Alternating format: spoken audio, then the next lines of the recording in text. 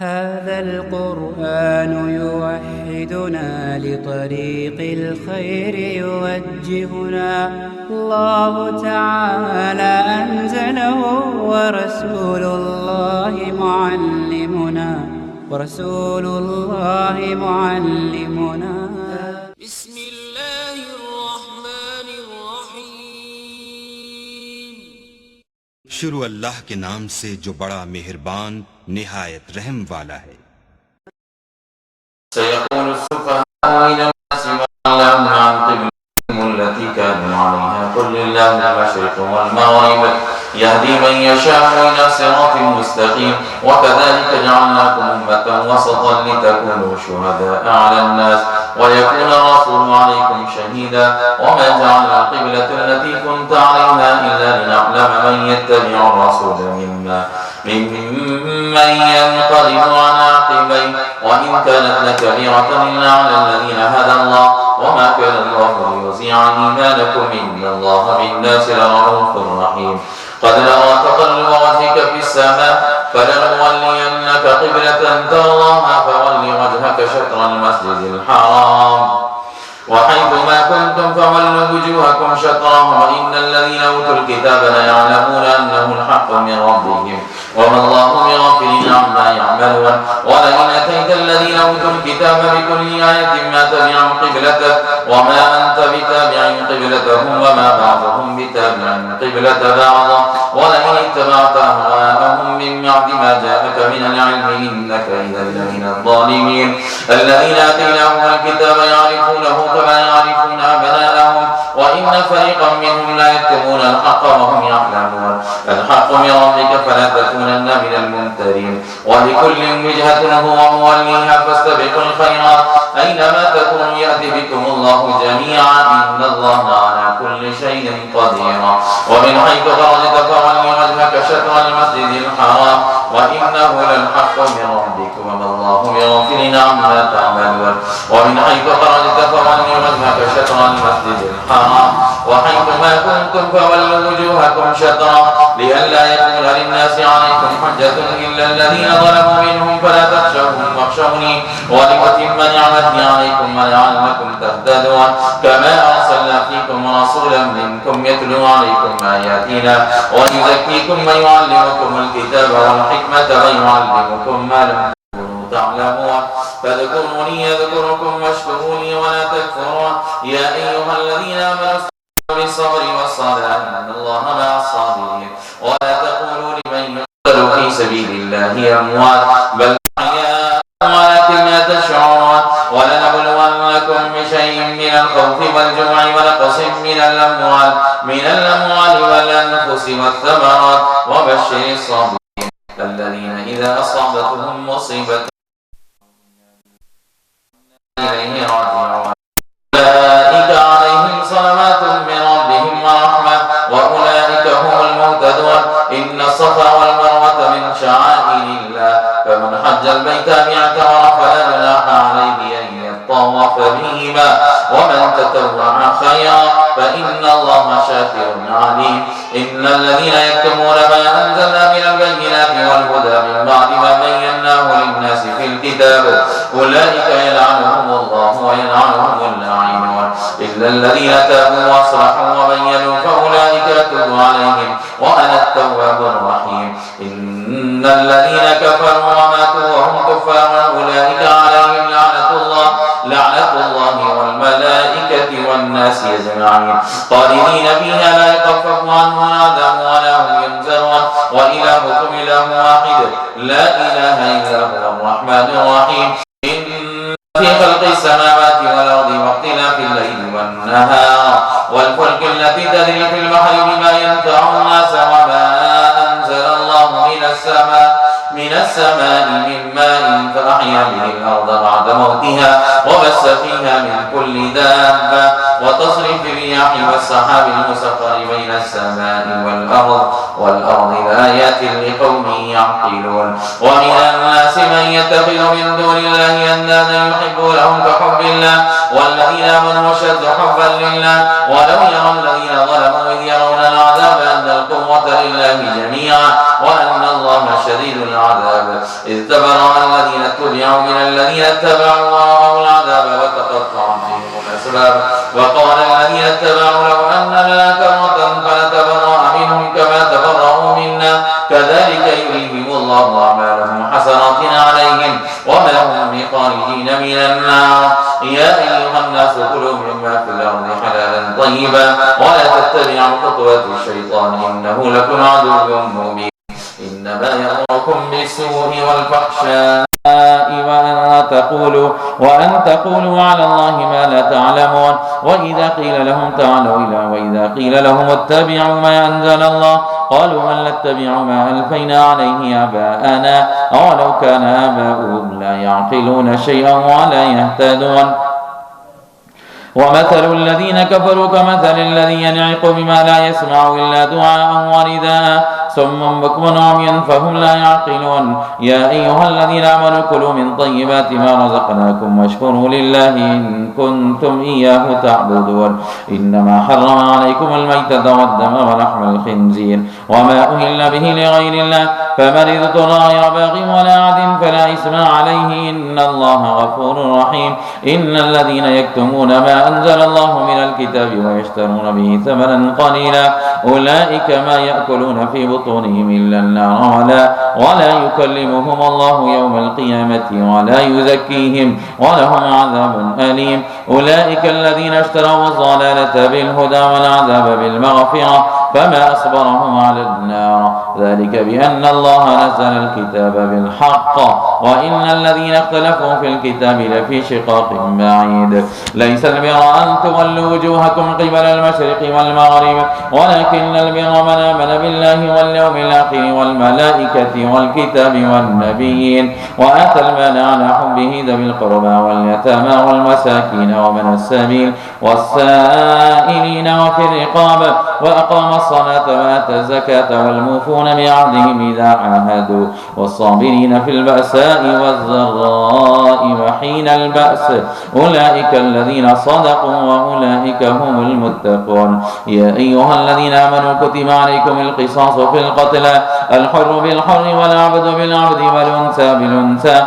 فمن عفي له من أخيه شيء فاتباع بالمعروف وأداء إليه بإحسان ذلك تخفيف من ربكم ورحمة فمن اعتدى بعد ذلك فله عذاب أليم ولكم في القصاص حياة يا أولي الألباب لعلكم تتقون كتب عليكم إذا حضر أحدكم الموت إن ترك خيرا الوصية للوالدين والأقربين بالمعروف حقا على المتقين فمن بدله بعدما سمعه فإنما إثمه على الذين يبدلون إن الله سميع عليم فمن خاف من موص جنفا أو إثما فأصلح بينهم فلا إثم عليه إن الله غفور رحيم يا أيها الذين آمنوا كتب عليكم الصيام كما كتب على الذين من قبلكم لعلكم تتقون أياما معدودات فمن كان منكم مريضا أو على سفر فعدة من أيام أخرى وعلى الذين يطيقونه فدية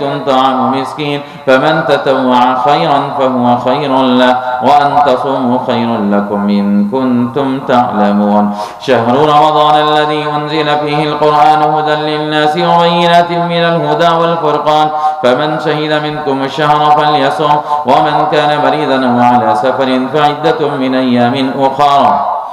يريد الله بكم اليسر ولا يريد بكم العسر ولتكملوا العدة ولتكبروا الله على ما هداكم ولعلكم تشكرون وإذا سألك عبادي عني فإني قريب أجيب دعوة الداعي إذا دعاني فليستجيبوا لي وليؤمنوا بي لعلهم يرشدون أحل لكم ليلة الصيام رفث إلى نسائكم هن لباس لكم وأنتم لباس لهن علم الله أنكم كنتم تختانون أنفسكم فتاب عليكم وعفى عنكم فالآن باشروهن وابتغوا ما كتب الله لكم وكلوا واشربوا حتى يتبين لكم الخيط الأبيض من الخيط الأسود من الفجر ثم أتموا الصيام إلى الليل ولا تباشرهن وأنتم عاكفون في المساجد تلك حدود الله فلا تقربوها كذلك يبين الله آياته للناس لعلهم يتقون ولا تأكلوا أموالكم بينكم بالباطل وتدلوا بها إلى الحكام لتأكلوا فريقا من أموال الناس بالإثم وأنتم تعلمون يسألونك عن الأهلة قل هي مواقيت للناس والحج وليس البر بأن تأتوا البيوت من ظهورها ولكن البر من اتقى وأتوا البيوت من أبوابها واتقوا الله لعلكم تفلحون وقاتلوا في سبيل الله الذين يقاتلونكم ولا تعتدوا إن الله لا يحب المعتدين وقتلوهم حيث ثقفتموهم وأخرجوهم من حيث أخرجوكم والفتنة أشد من القتل ولا تقاتلوهم عند المسجد الحرام حتى يقاتلوكم فيه فإن قاتلوكم فاقتلوهم كذلك جزاء الكافرين فإن انتهوا فإن الله غفور رحيم وقاتلوهم حتى لا تكون فتنة ويكون الدين لله فإن انتهوا فلا عدوان إلا على الظالمين الشهر الحرام بالشهر الحرام والحرمات قصاص فمن اعتدى عليكم فاعتدوا عليه بمثل ما اعتدى عليكم واتقوا الله واعلموا أن الله مع المتقين وأنفقوا في سبيل الله ولا تلقوا بأيديكم إلى التهلكة وأحسنوا إن الله يحب المحسنين وأتموا الحج والعمرة لله فإن أحصرتم فما استيسر من الهدي ولا تحلقوا رؤوسكم حتى يبلغ الهدي محله فمن كان منكم مريضا أو به يدا من رأسه ففدية من صيام أو صدقة أو نسك فإذا أمنتم فمن تمتع بالعمرة إلى الحج فما استيسر من الهدي فمن لم يجد فصيام 3 أيام في الحج و7 إذا رجعتم تلك 10 كاملة ذلك لمن لم يكن أهله حاضر المسجد الحرام واتقوا الله واعلموا أن الله شديد العقاب الحج أشهر معلومات فمن فرض فيهن الحج فلا رفث ولا فسوق ولا جدال في الحج وما تفعلوا من خير يعلمه الله وتزودوا فإن خير الزاد التقوى واتقون يا أولي الألباب ليس عليكم جناح أن تبتغوا فضلا من ربكم فإذا أفضتم من عرفات فاذكروا الله عند المشعر الحرام واذكروه كما هداكم وإن كنتم من قبله لمن الضالين ثم أفيدوا من حيث أفاض الناس واستغفروا الله إن الله غفور رحيم فإذا قضيتم مناسككم فاذكروا الله كذكركم آباءكم أو أشد ذكرا فمن الناس من يقول ربنا آتنا في الدنيا وما له في الآخرة من خلاق ومنهم من يقول ربنا آتنا في الدنيا حسنة وفي الآخرة حسنة وقنا عذاب النار أولئك لهم نصيب مما كسبوا والله سريع الحساب واذكروا الله في أيام معدودات فمن تعجل في يومين فلا إثم عليه ومن تأخر فلا إثم عليه لمن اتقى واتقوا الله واعلموا أنكم إليه تحشرون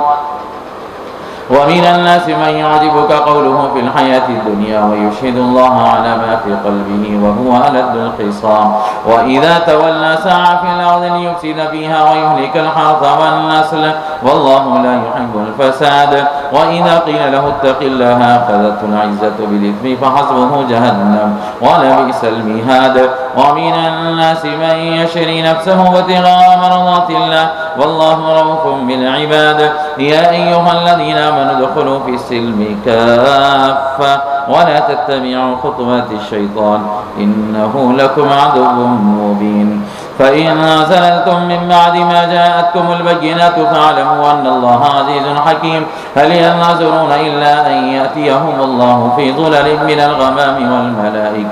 والملائكة وقضي الأمر وإلى الله ترجع الأمور سل بني إسرائيل كما آتيناهم من آية بينة ومن يبدل نعمة الله من بعد ما جاءته فإن الله شديد العقاب زين للذين كفروا الحياة الدنيا ويسخرون من الذين آمنوا والذين اتقوا فوقهم يوم القيامة والله يرزق من يشاء بغير حساب كان الناس أمة واحدة فبعث الله النبيين مبشرين ومنذرين وأنزل معهم الكتاب بالحق ليحكم بين الناس فيما اختلفوا فيه وما اختلف فيه إلا الذين أوتوه من بعد ما جاءتهم البينات بغيا بينهم فهدى الله الذين آمنوا لما اختلفوا فيه من الحق بإذنه والله يهدي من يشاء إلى صراط مستقيم. أم حسبتم أن تدخلوا الجنة ولما يأتكم مثل الذين خلوا من قبلكم مستهم البأساء والضراء وزلزلوا حتى يقول الرسول والذين آمنوا معه متى نصر الله ألا إن نصر الله قريب. يسألونك ماذا ينفقون قل ما أنفقتم من خير فللوالدين والأقربين واليتامى والمساكين وابن السبيل وما تفعلوا من خير فإن الله به عليم. كتب عليكم القتال وهو كره لكم وعسى أن تكرهوا شيئا وهو خير لكم وعسى أن تحبوا شيئا وهو شر لكم والله يعلم وأنتم لا تعلمون. يسألونك عن الشهر الحرام قتال فيه قل قتال فيه كبيرة وصد عن سبيل الله وكفر به والمسجد الحرام وإخراج أهله منه أكبر عند الله والفتنة أكبر من القتل ولا يزالون يقاتلونكم حتى يردوكم عن دينكم إن استطاعوا ومن يرتد منكم عن دينه فيمت وهو كافر فأولئك حبطت أعمالهم في الدنيا والآخرة وأولئك أصحاب النار هم فيها خالدون. إن الذين آمنوا والذين هاجروا وجاهدوا في سبيل الله أولئك يرجون رحمة الله والله غفور رحيم. يسألونك عن الخمر والميسر قل فيهما إثم كبير ومنافع للناس وإثمهما أكبر من نفعهما ويسألونك ماذا ينفقون قل العفو كذلك يبين الله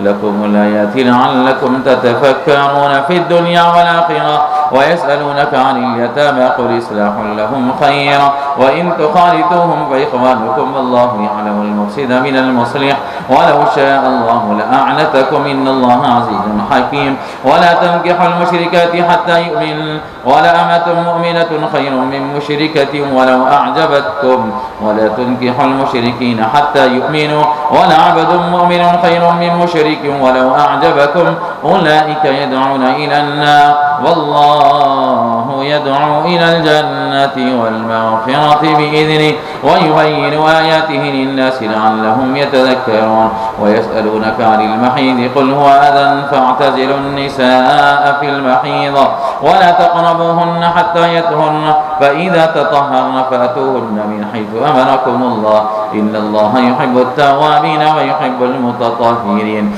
نساؤكم حرث لكم فأتوا حرثكم أن شئتم وقدموا لأنفسكم واتقوا الله واعلموا أنكم ملاقوه وبشر المؤمنين. ولا تجعلوا الله عرضة لأيمانكم أن تبروا وتتقوا وتصلحوا بين الناس والله سميع عليم. لا يؤاخذكم الله باللغو في أيمانكم ولكن يؤاخذكم بما كسبت قلوبكم والله غفور حليم. للذين يؤلون من نسائهم تربص أربعة أشهر فإن فاءوا فإن الله غفور رحيم. وإن عزموا الطلاق فإن الله سميع عليم. والمطلقات يتربصن بأنفسهن 3 قروء ولا يحل لهن أن يكتمن ما خلق الله في أرحامهن إن كن يؤمن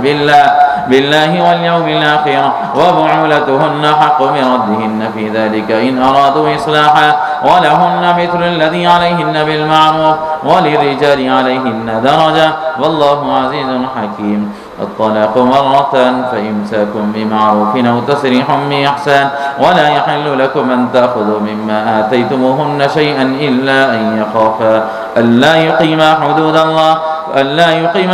الله فإن خفتم ألا يقيما حدود الله فلا جناح عليهما فيما افتدت به تلك حدود الله فلا تعتدوها ومن يتعد حدود الله فأولئك هم الظالمون.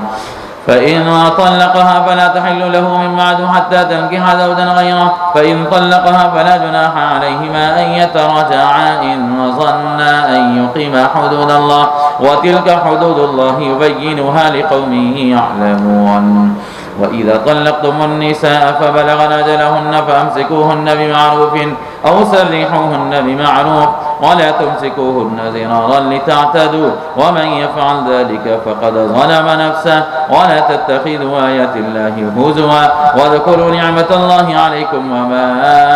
أنزل عليكم من الكتاب والحكمة يعظكم به واتقوا الله واعلموا أن الله بكل شيء عليم. وإذا طلقتم النساء فبلغن أجلهن فلا تعذروهن أن ينكحن أزواجهن إذا تراضوا بينهم بالمعروف ذلك يوعظ به من كان منكم يؤمن بالله واليوم الآخر ذلكم أزكى لكم وأطهر والله يعلم وأنتم لا تعلمون. والوالدات يرضعن أولادهن حولين كاملين لمن أراد أن يتم الرضاعة وعلى المولود له رزقهن وكسوتهن بالمعروف لا تكلف نفس إلا وسعها لا تضار والدة بولدها ولا مولود له بولده وعلى الوارث مثل ذلك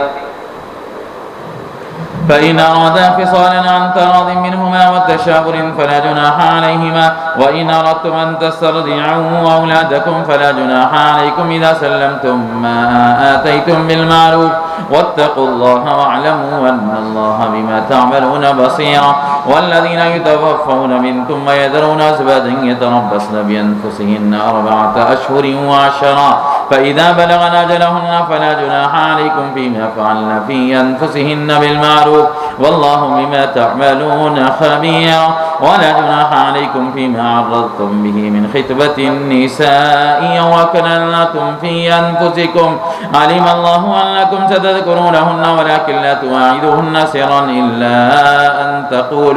إلا أن تقولوا قولا معروفا ولا تعزموا عقدة النكاح حتى يبلغ الكتاب أجله واعلموا أن الله يعلم ما في أنفسكم فاحذروه واعلموا أن الله غفور حليم. لا جناح عليكم إن طلقتم النساء ما لم تمسوهن أو تفرضوا لهن فريضة ومتعوهن على الموسع قدره وعلى المقتر قدره متاعا بالمعروف حقا على المحسنين. وإن طلقتموهن من قبل أن تمسوهن وقد فرضتم لهن فريضة فنصف ما فرضتم إلا أن يعفون أو يعفو الذي بيده عقدة النكاح وأن تعفوا أقرب للتقوى ولا تنسوا الفضل بينكم إن الله بما تعملون بصيرا. حافظوا على الصلوات والصلاة الوسطى وقوموا لله قانتين فإن خفتم فرجالا أو ركبانا فإذا أمنتم فاذكروا الله كما علمكم ما لم تكونوا تعلمون. والذين يتوفون منكم ويذرون أزواجا وصية لأزواجهم متاعا إلى الحول غير إخراج فإن خرجن فلا جناح عليكم فيما فعلن في أنفسهن بالمعروف وحقا على المتقين فيما فعلن في أنفسهن بالمعروف والله عزيز حكيم. وللمطلقات متاع بالمعروف حقا على المتقين كذلك يبين الله لكم آياته لعلكم تعقلون. ألم تر إلى الذين خرجوا من ديارهم وهم ألوف حذر الموت فقال لهم الله موتوا ثم أحياهم إن الله لذو فضل على الناس ولكن أكثر الناس لا يشكرون. وقاتلوا في سبيل الله واعلموا أن الله سميع عليم. من هذا الذي يقرض الله قرضا حسنا فيضاعفه له أضعافا كثيرا والله يقبض ويبسط وإليه ترجعون. ألم تر إلى الملأ من بني إسرائيل من بعد موسى إذ قالوا لنبي له وابعث لنا ملكا نقاتل في سبيل الله قال هل عسيتم إن كتب عليكم القتال ولا تقاتلوا قالوا وما لنا ألا نقاتل في سبيل الله وقد أخرجنا من ديارنا وأبنائنا فلما كتب عليهم القتال تولوا إلا قليلا منهم والله عليم بالظالمين. وقال لهم نبيهم إن الله قد بعث لكم طالوت ملكا قالوا أن لا يكون له الملك علينا ونحن أحق بالملك منه ولم يؤت سعة من المال قال إن الله اصطفاه عليكم وزاده بسطة في العلم والجسم والله يؤتي ملكه من يشاء والله واسع عليم. وقال لهم نبيهم إن آية ملكه أن يأتيكم التابوت فيه سكينة من ربكم وبقية مما ترك آل موسى وآل هارون تحمله الملائكة إن في ذلك لآية لكم إن كنتم مؤمنين فلما فصل طالوت بالجنود قال إن الله مبتليكم بنهار فمن شرب منه فليس مني ومن لم يطعمه فإنه مني إلا من اغترف غرفة بيده فشربوا منه إلا قليلا منهم فلما جاوزه هو والذين آمنوا معه قالوا لا طاقة لنا اليوم بجالوت وجنوده قال الذين يظنون أنهم ملاقوا الله كم من فئة قليلة غلبت فئة كثيرة بإذن الله والله مع الصابرين ولما برزوا لجالوت وجنوده قالوا ربنا أفرغ علينا صبرا وثبت أقدامنا وانصرنا على القوم الكافرين فهزموهم بإذن الله وقتل داود جالوت وآتاه الله الملك والحكمة وعلمه مما يشاء ولولا دفع الله الناس بعضهم ببعض لفسدت الأرض ولكن الله ذو فضل على العالمين تلك آيات الله نتلوها عليك بالحق وإنك لمن المرسلين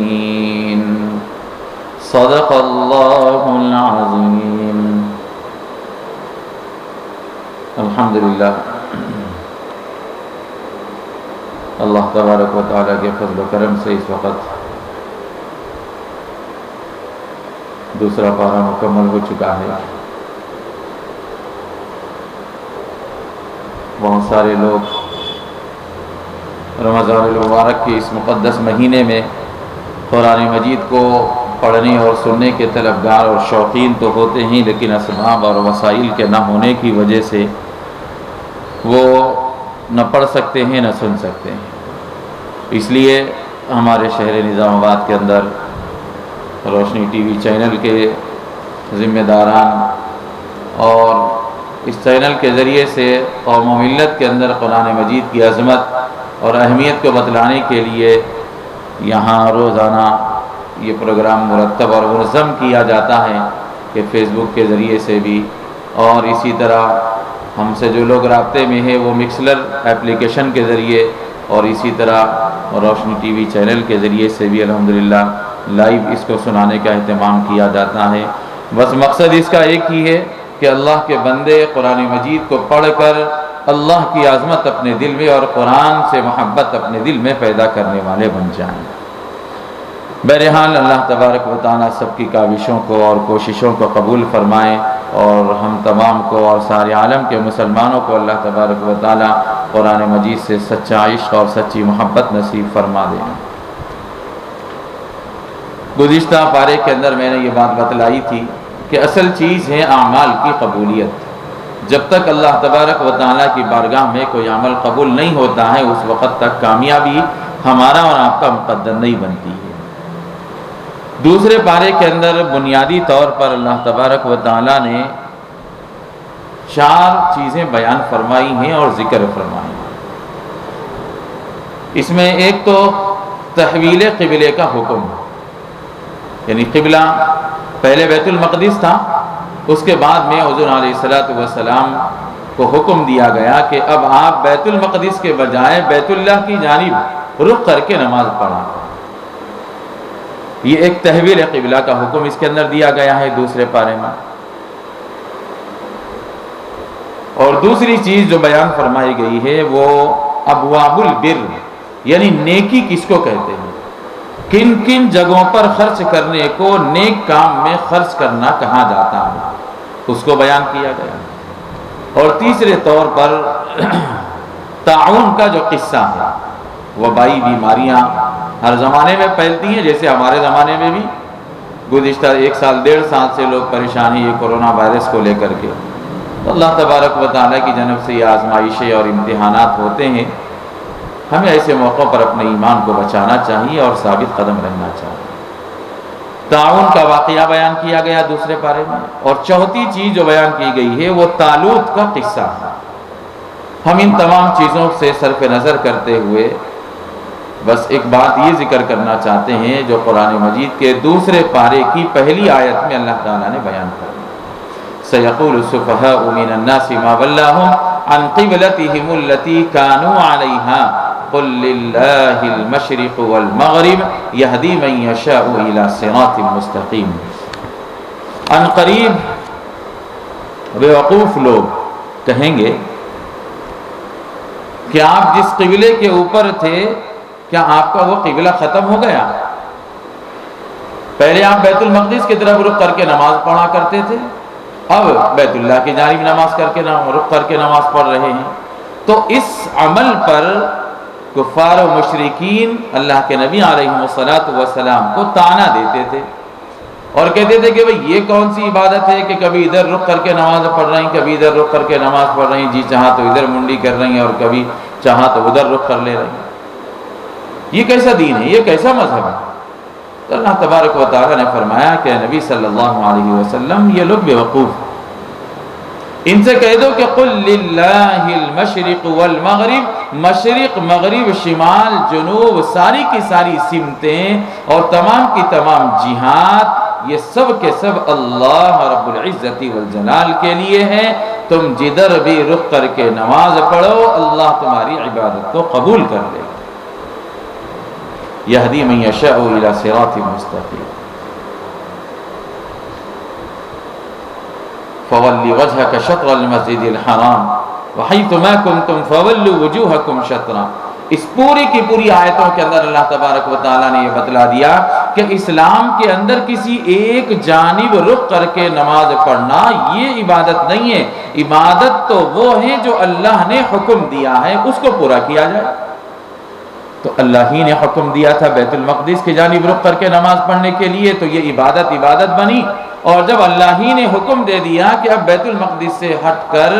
بیت اللہ کی جانب رخ کر کے نماز پڑھ لو، خانہ کعبہ کی جانب رخ کر کے نماز پڑھ لو، یہ تمہارا قبلہ ہے، تو اب یہ ہمارے لیے عبادت ہے۔ اصل چیز ایمان والوں کے نزدیک وہ ہے اللہ کا حکم۔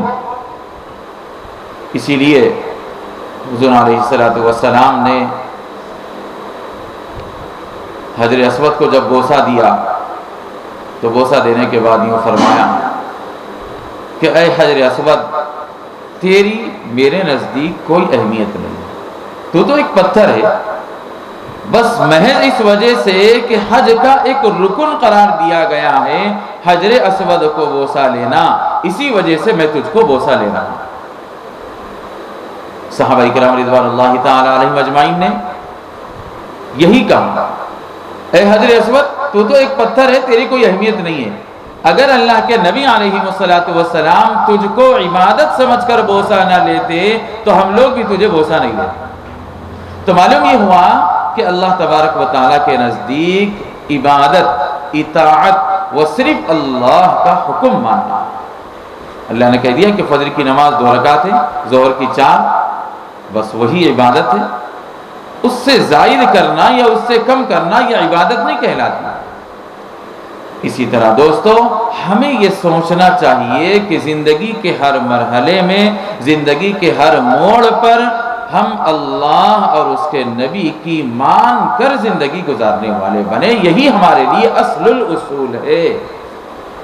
ادھر رخ کرو، ادھر رخ کرو، ادھر چہرہ کرو، ادھر چہرہ کرو، یہ ہمارے لیے اصل نہیں ہے۔ اللہ کے نبی نے حکم دیا کہ ادھر رخ کر لو تو کر لیں گے، اللہ کے نبی نے بتلا دیا کہ ادھر چہرہ کر لو تو کر لیں گے، یہ اطاعت اصل ہے ہمارے نزدیک۔ باقی چون چیرہ ہم نہیں کریں گے، کیوں، کیسے، کب، کہاں، ہمارا یہ مزاج نہیں ہونا چاہیے۔ اللہ تبارک و تعالیٰ نے قرآن مجید میں بتلا دیا اور اللہ کے نبی نے قرآن حدیث پاک کے اندر بتلا دیا، بس امت کو چاہیے کہ اس کے اوپر عمل کر لے، یہی اس کی نجات کے لیے کافی ہے۔ دوسری چیز جو میں نے ذکر کی ہے کہ اللہ تبارک و تعالیٰ نے دوسرے پارے میں ایک آیت ذکر فرمائی، لیس البر ان تولوا وجوہکم قبل المشرق والمغرب، اس کے اندر بھی اللہ تبارک و تعالیٰ نے یہی بات بتلائی، فرمایا کہ تم لوگ کیا اس کو نیکی سمجھتے ہو کہ ادھر رخ کر لو ادھر رخ کر لو؟ نہیں، نیکی یہ نہیں ہے۔ نیکی لیس البر یہ نہیں ہے ان تولو کہ تم پھیر لو وجوہکم اپنے چہروں کو قبل المشرق مشرق کی جانب والمغرب یا مغرب کی جانب، لیکن اللہ فرماتے ہیں نیکی یہ ہے کہ من آمن باللہ، اللہ کی ذات پر ایمان لایا جائے، یہ اصل نیکی ہے۔ والیوم الآخر، آخرت کے دن پر ایمان لاؤ، والملائکہ، ملائکہ پر اور فرشتوں پر ایمان لاؤ، اللہ کی کتابوں پر اور نبیوں پر ایمان لاؤ، یہ ہے اصل نیکی۔ وآت المال علی حبہ ذوی القربى، اور نیکی یہ ہے کہ تم مال کو اللہ کی محبت کی خاطر، اللہ کی رضا اور خوشنودی کے لیے اپنے رشتہ داروں پر خرچ کرو، یتیموں پر خرچ کرو، مسکینوں پر خرچ کرو، مسافروں پر خرچ کرو، مانگنے والوں پر خرچ کرو، غلاموں کو آزاد کرانے میں خرچ کرو، یہ ہے نیکی اصل۔ اور یہ ہے نیکی کہ تم نماز قائم کرو، زکوٰۃ ادا کرو، اور نیکی یہ ہے کہ تم اگر کسی سے وعدہ کر لو تو اپنے وعدے کو پورا کرنے والے بنو۔ اور اسی طرح نیکی یہ ہے کہ جب تمہارے اوپر کچھ حالات آ جائے، بیماری آ جائے، مصائب اور پریشانیاں آ جائیں، یا تنگ دستی کا معاملہ آ جائے، فقر و فاقہ آ جائے، مشقت اور پریشانی میں تم مبتلا ہو جاؤ، تو اس وقت اپنی زبان سے اللہ کی ذات پر شکوہ اور شکایت نہ کرو، بلکہ صبر کا دامن تھامے رہو، یہ ہے اصل نیکی۔ اولئک الذین صدقوا، یہی وہ لوگ ہیں جن کو اللہ تعالیٰ نے سچا فرمایا۔ وَأُولَئِكَ هُمُ الْمُتَّقُونَ، یہی وہ لوگ ہیں جن کو اللہ تبارک و تعالیٰ نے متقی فرمایا۔ ہم یہ سمجھتے ہیں دوستو کہ ہم نے اگر 5 وقت کی نماز پڑھ لی تو ہم اپنے آپ کو بہت بڑا عبادت گزار سمجھ لیتے ہیں، روزے رکھ لیا تو سمجھتے ہیں کہ بہت بڑی عبادت کر لی۔ عبادت نام ہے اصل میں اللہ کی اطاعت کا، نیکی نام ہے اصل میں اللہ اور اس کے نبی کے فرمان کو ماننے کا۔ یہ اطاعت کا جذبہ ہمارے دلوں میں پیدا ہونا چاہیے۔ رمضان المبارک میں ہم لوگ روزے رکھتے ہیں، تو روزے رکھنے کا مقصد کیا ہوتا ہے؟ قرآن مجید میں خود اللہ پاک نے ارشاد فرمایا لعلکم تتقون، تاکہ تم متقی بن جاؤ، تقوی تمہارے دل میں پیدا ہو جائے، خوف خدا اور اللہ کا ڈر تمہارے دل میں آ جائے۔ اگر اللہ کا ڈر تمہارے دل میں آئے گا تو ہی تم گناہوں سے بچ سکتے ہو، ورنہ دنیا کا کوئی قانون تم کو گناہوں سے نہیں روک سکتا۔ آپ چاہے تنہائی میں رہیں، چاہے آپ بازار میں رہیں، چاہے آپ رات کے اندھیرے میں رہیں، چاہے دن کے اجالے میں رہیں، انسان گناہ کرنا چاہے تو گناہ کر سکتا ہے، لیکن جب اللہ کا ڈر دل میں آئے گا تو اس کا یہ خوف خدا اس کو برانگیختہ کرے گا، آمادہ کرے گا، بتلائے گا، سمجھائے گا، اور اس کو متنبہ کرے گا کہ تو یہ کیا کر رہا ہے؟ جس مالک کا کھا رہا ہے اس مالک کی نافرمانی کر رہا ہے، جس مالک اور خالق نے تجھے پیدا کیا تو اس کی نافرمانی کر رہا ہے، یہ کیسے ہو سکتا ہے؟ یہ خوف خدا اور تقوی اگر دل میں پیدا ہو جائے تو پھر انسان کا گناہوں سے بچنا بہت آسان ہو سکتا ہے، اور نیک کام کرنا بھی انسان کے لیے بہت آسان اور سہل ہو جائے۔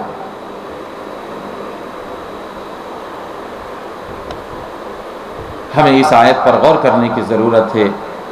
کہ ہم اللہ کی ذات پر کس قدر ایمان لائے ہیں، کتنا پختہ ہمارا یقین اور ایمان ہے اللہ کی ذات پر، آخرت کے دن پر کتنا بھروسہ اور یقین ہے ہمیں، ملائکہ پر کتنا ایمان ہے، اللہ کی کتابوں اور نبیوں اور رسولوں پر کتنا ایمان ہمارا ہے۔ ہمیں جانچنا چاہیے، غور کرنا چاہیے۔ اور پھر کیا ہم لوگ اللہ تبارک و تعالیٰ کا دیا ہوا مال و دولت رشتہ داروں پر، یتیموں پر، مسکینوں پر اور مسافروں پر اور اسی طرح ضرورت مندوں پر خرچ کرتے ہیں کہ نہیں کرتے؟ اگر کرتے ہیں تو ہم نیک ہیں، ہم متقین میں ہیں، ہم صدقوا اولئک الذین صدقوا میں ہیں۔ اور اگر ہم نے اپنے مال و دولت کو محض اپنے پاس اپنی عیش پرستی اور اپنی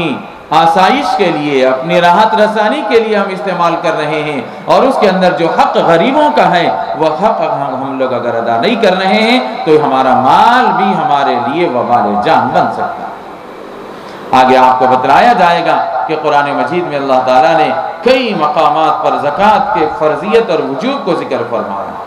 اور ادا نہ کرنے والوں کے لیے وعید اور تنبیہ بھی فرمائی۔ اس لیے مال کے اندر جو حق ہے وہ خرچ کریں، وہ دیں،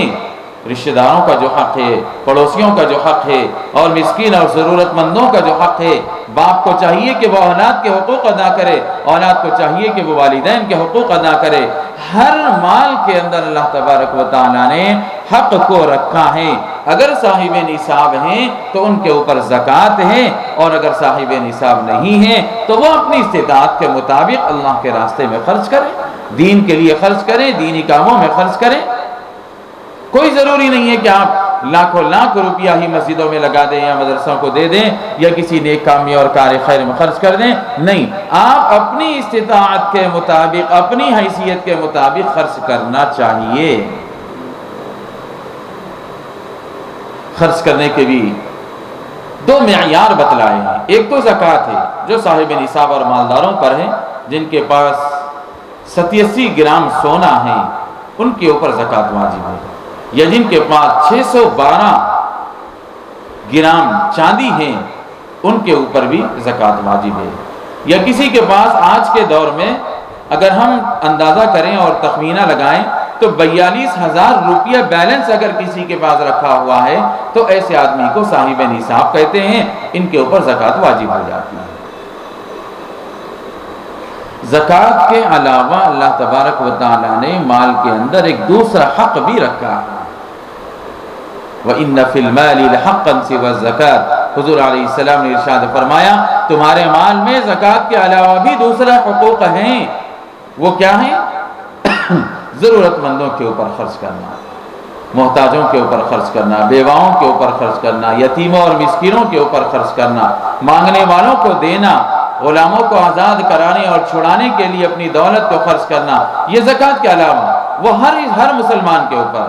ہر صاحب استطاعت، صاحب نصاب نہیں، صاحب استطاعت پر، مثلا میرے پاس 2 روٹی ہے، مجھے ضرورت 1 روٹی سے پوری ہو جاتی ہے تو میرے پاس 1 روٹی زائد ہے، اس 1 روٹی میں غریب کا حق اللہ تعالیٰ نے رکھا ہے۔ اگر تم نہیں خرچ کرو گے اور اس کا حق ادا نہیں کرو گے تو پھر تم اللہ کے عذاب سے اور اللہ کے پکڑ سے بچ نہیں سکتے۔ اس لیے قرآن مجید کی اس آیت میں بتلایا جا رہا ہے کہ چہروں کو ادھر ادھر کر لینا یا سمتوں کو متعین کر لینا یہ نیکی نہیں ہے۔ اصل نیکی یہ ہے کہ اللہ کا حکم بجا لایا جائے، اللہ کی اطاعت و فرما برداری کی جائے۔ اللہ تعالیٰ نے جن چیزوں سے منع کیا، روک دیا، حرام قرار دیا، ایسی چیزوں سے اپنے آپ کو دور رکھا جائے، اور جو طاعات ہیں، اللہ کے اوامر ہیں، جن کاموں کے کرنے کا باری تعالیٰ نے ہمیں حکم دیا ہے ان کاموں کو انجام دیں۔ یہ اصل عبادت ہے، یہ اصل نیکی ہے، اور یہ ہے اصل عمل۔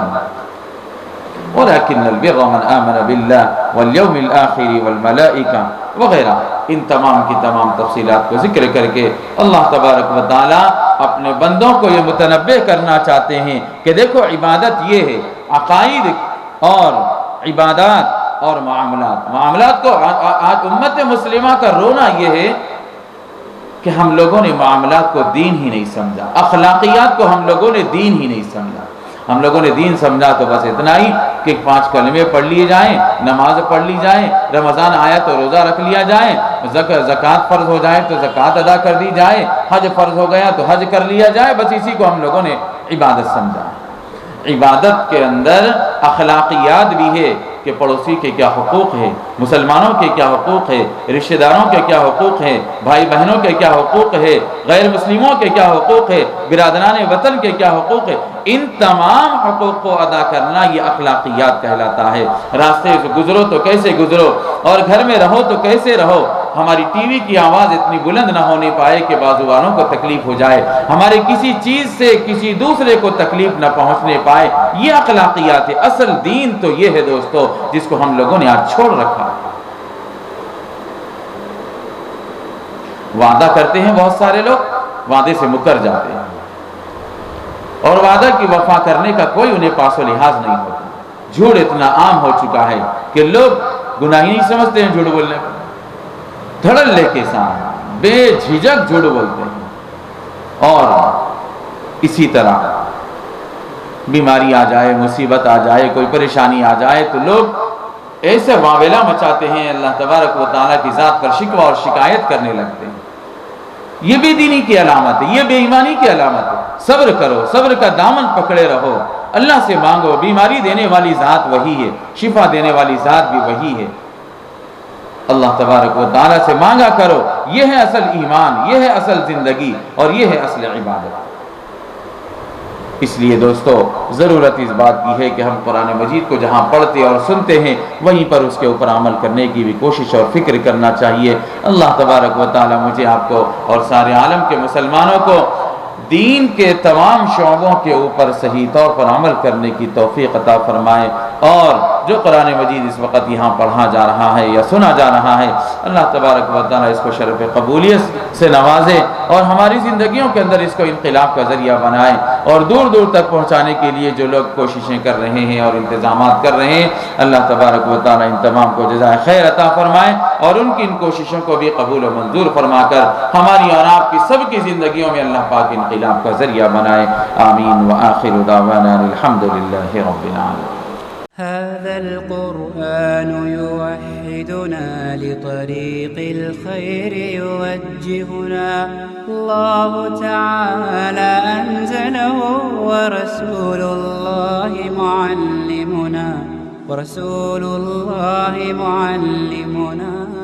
بسم الله الرحمن الرحيم.